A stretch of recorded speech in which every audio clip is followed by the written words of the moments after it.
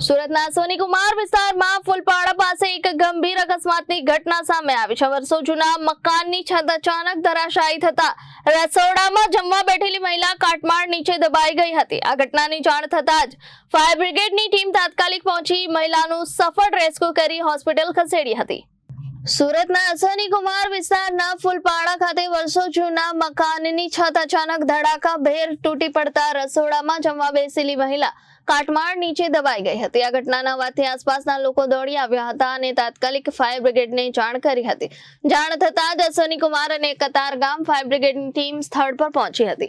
Fire જવાનોએ ગણતરીની મિનિટોમાં રેસ્ક્યુ ઓપરેશન હાથ ધરી મહિલાને સુરક્ષિત રીતે બહાર કાઢી તાત્કાલિક સારવાર માટે હોસ્પિટલે ખસેડી હતી। સદનસીબે આ ઘટનામાં કોઈ જાનહાનિ થઈ નથી।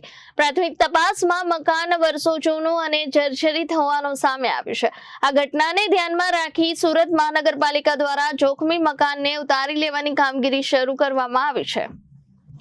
Bureau report Janadesh news Surat.